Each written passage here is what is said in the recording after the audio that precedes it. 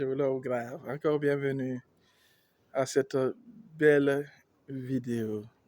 Et alors, j'espère que vous allez bien ouvrir les oreilles et que vous allez bien comprendre. Me, me voici encore en train de vous parler du surnaturel.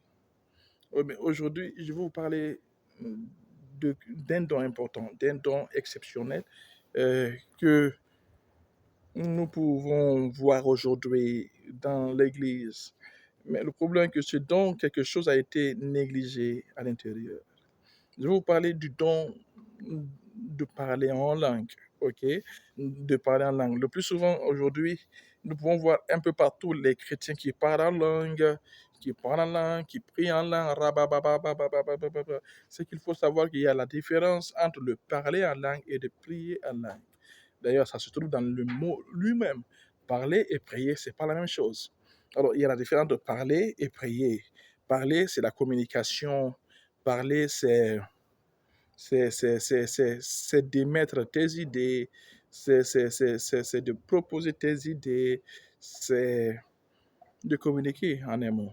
Alors, mais prier, c'est de soumettre à Dieu un souhait, un vœu que tu as. Alors, c'est là la différence. Alors, il y a le parler en langue, il y a la prière en langue. C'est différent. Les gens n'arrivent pas à distinguer cela. Voilà la confusion qui amène à ce don de se crisper, à ce don de devenir aussi moche aujourd'hui, de sorte que ça n'a plus de valeur vraiment. Alors, une autre chose très importante est que le parler en langue peut être interprété. Vous savez, je n'ai pas beaucoup de minutes actuellement sur YouTube, tout ce qui suit.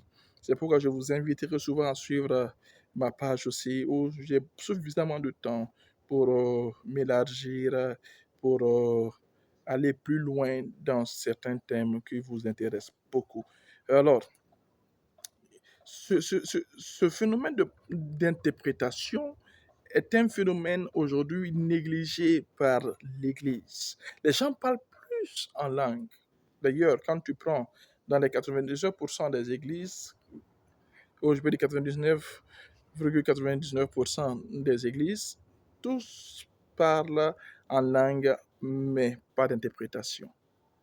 Ça fait que on a un problème avec ce que Paul dit, que s'il n'y a pas d'interprète, qu'on se taise. Alors, et puis il continue, s'il n'y a pas d'interprète, il favorise maintenant la prophétie. C'est pourquoi il faut que nous veillions sur cela. L'interprétation est une capacité que nous pouvons recevoir pour amplifier le parler en langue. Tout est dans la Bible. Tout est à l'intérieur de la Bible. Alors, quand quelqu'un parle en langue, parfois, si tu n'as pas l'oreille d'entendre et de comprendre, tu ne peux pas te rendre compte si la personne est en train d'insulter, parce que ce n'est pas tout le monde qui dit rabababa qui parle vraiment en langue, ou rabrosh kata rababa qui veut dire que la personne parle en langue, non, ou la personne prie en langue, non. Non, non, non, non. Il y a des gens, pendant qu'ils le font, c'est la chair qui s'exprime et qui dit des choses très infâmes, des choses très sales à entendre, des choses vraiment abominables. Alors, mais il faut avoir l'oreille spirituelle pour comprendre ce que lui, il dit, si c'est de Dieu ou si c'est du diable ou de la chair. Alors, si les gens parlent en langue et qu'on n'a pas d'interprétation dans une église, les gens vont se mettre à parler dire de n'importe quoi. Et par finir, ça ouvre la porte au diable afin qu'il rentre. C'est ça la règle du surnaturel. Tu ne sais pas, tu seras maltraité. C'est pourquoi je dis réellement à toutes ces églises qui se mettent à parler en langue sans pour autant chercher la capacité d'interpréter, de chercher à faire dessus. Je ferai au fur et à mesure, par la grâce du Seigneur, des vidéos sur ces choses pratiquement. Pour le moment, je suis au niveau théorique parce que, comme vous voyez, je suis d'abord pauvre en abonnés, mais petit à petit, ça va aller. Alors, le parler en langue est important. Mais ce qui est plus important, comme l'apôtre Paul le souligne, hein, c'est l'interprétation. L'interprétation amène le parler en langue à la même dimension que la prophétie, ou la prière en langue à la même dimension que la prophétie. Alors, si tu parles en langue et qu'il n'y a pas d'interprète, il faut te taire, parce que ce n'est que pour toi. Mais quand tu parles en langue et que c'est interprété, c'est pour le peuple, c'est comme la prophétie au fait. Alors, c'est pourquoi nous devrons chercher le don de l'interprétation quand les gens aiment parler dans une église. Quand les gens aiment parler dans une église, mais comme il le dit, quelqu'un rentre dans l'église, il ne connaît rien, il va dire, mais attends, les gens là, ils sont fous, quoi. Parce qu'il ne comprend rien. Mais quand c'est interprété, ils vont comprendre. C'est là qu'il va mettre encore la prophétie au-dessus du parler en langue ou de la prière en langue. Parce que quand quelqu'un rentre, il ne comprend rien, il va dire, mais eux, là, ils sont insensés. Mais quand quelqu'un rentre, il trouve quelqu'un qui parle en prophétie, ça va être une gloire du Seigneur. Il va dire, wow, certainement, Dieu est parmi eux. Alors, comprenez que le parler en langue reste important. On ne peut nier cela. Alors, tu peux l'appliquer quand tu es seul, par exemple. S'il n'y a pas d'interprète à l'église, il vaut mieux l'appliquer quand tu es seul.